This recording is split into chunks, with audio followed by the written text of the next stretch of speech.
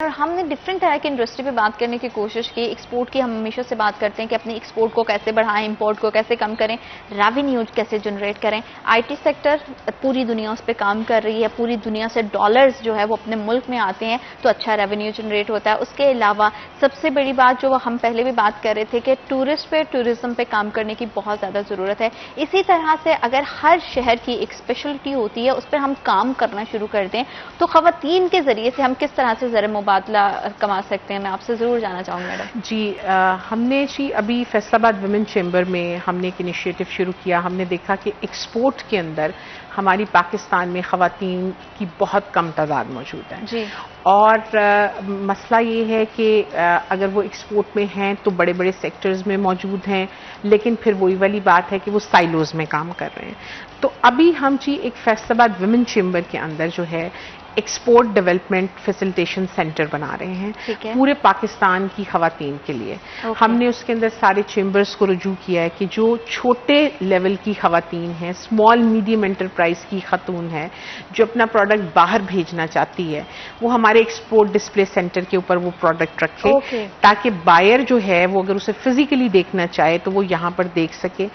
और हम with the help of EDF जो है वो we are trying to build from Federation of Pakistan Chamber of Commerce and Industry a portal for the women, ताकि हर शहर की औरत का डेटा उस पोर्टल पे मौजूद हो।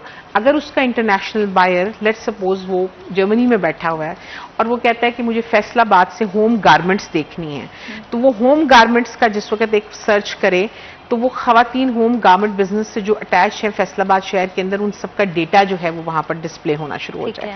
So with the help of EDF federation of Pakistan chamber of commerce and industries working for that portal, ताकि खवातीन के लिए वो एक चीज बन जाए। जैसे आपने कहा ना कि हर शहर की अपनी एक स्पेशलिटी है, जैसे फैसलाबाद शहर है तो यहाँ पर टेक्सटाइल है, यहाँ पे गारमेंट है, यहाँ पर हमारी होजरी मैन्युफैक्चरिंग है, सॉक्स है, ठीक है। शेखुपुरा आ जाएगा तो वो राइस की एक बहुत बड़ी मार्केट आ जाएगी। अगर हम डीजी खान या मुल्तान की तरफ चले जाएंगे, मुल्तान हमारा ब्लू पॉटरी आ जाएगा। डीजी खान लिया जैसी जगह जो हैं वो हमारी हैंड एम्ब्रॉयडरी और कॉटेज इंडस्ट्री के लिए बड़ी जबरदस्त हो जाएंगी। जैसे गिलगित बल्तिस्तान की आपने बात की तो वहां से आपके पास डिफरेंट किस्म के हनी, जैम्स, डिफरेंट सोवेनियर्स जो हैं वो एक स्पेशलिटी है। तो होगा क्या कि with export facilitation center here at Faisalabad Women Chamber of Commerce and Industry and a portal at Federation of Pakistan Chamber of Commerce and Industry, खवातीन बिजनेसेस को एक विजिबिलिटी मिलना शुरू हो जाएगी, एक लैंडिंग प्लेस मिल जाएगी जहां से उनको पूरी दुनिया से जो लोग हैं, उनके जो बायर्स हैं वो उनको एक्सेस कर सकेंगे, उनके डाटा का, उनके प्रोडक्ट कैटलॉग को वहां पर देख सकेंगे और आहिस्ता आहिस्ता उसके अंदर डिफरेंट डिजिटलाइजेशन के थ्रू जो है वो इनोवेशन और सपोर्ट प्रोवाइड की जा सकेगी। तो इसी तरह जो है वो डिफरेंट जो है TDAP के जरिए से भी जो है वो खवातीन के बिजनेसेस को प्रमोट करने के लिए काफी सब्सिडीज जो हैं वो मौजूद हैं विमेन चेंबर्स के लिए। बाज़ औक़ात वो वही वाली बात जो हमने पहले की कि साइलोज में चीजें हो रही हैं, लोगों के पास कम्युनिकेट नहीं हो पाती, तो वो ट्रेड डेलीगेशंस में भी खवातीन को बहुत सारी मार्केट में गवर्नमेंट ऑफ पाकिस्तान की तरफ से रिबेट मिलता है। जैसे अगर किसी जगह पर मैं आपको मिसाल दूं कि इंग्लैंड में अगर कोई एग्जीबिशन होने जा रही है और वहां पर चैम्बर जो नॉर्मल मेल चैम्बर्स हैं उनके लिए अगर 4 लाख रुपए का स्टॉल है तो TDAP की different rates country to country differ करते हैं।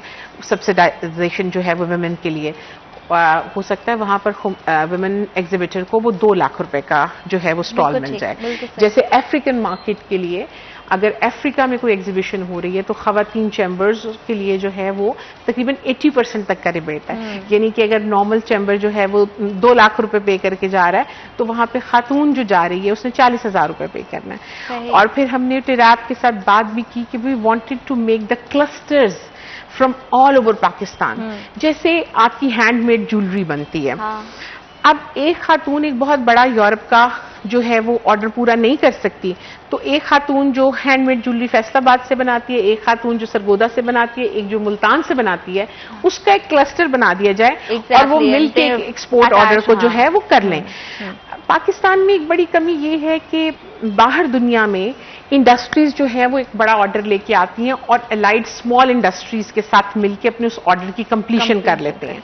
तो उससे फायदा ये होता है कि कैपेसिटेट होती रहती है छोटी इंडस्ट्री, और वो भी आहिस्ता आहिस्ता एक्सपोर्ट डेवलपमेंट की स्ट्रीम की तरफ आ जाती है। तो हमें एक दूसरे को स्पेस प्रोवाइड करनी बड़ी जरूरी है, एक दूसरे की हैंड होल्डिंग बड़ी जरूरी है।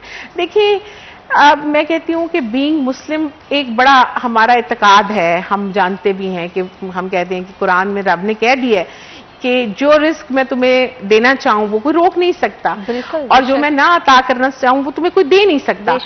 तो मेरे जैसे 6 बिजनेसेस भी बन जाने से मेरे रिस्क में ना इजाफा हो सकता है ना कमी हो सकती है। ठीक है, वो जो मेरे हिस्से का है वो मुझे मिल ही जाना है। वो मैं घर में सो भी रही हूँ तो मुझे मिल जाना है, मैं काम कर रही हूँ तो भी मुझे मिल जाना है। तो इस चीज पे ट्रस्ट रख के हैंड होल्डिंग करना, एक दूसरे को मोटिवेट करना, एम्पावर करना, किसी चीज से आगाह करना, ये बहुत अच्छा है। That would be giving a peace to you.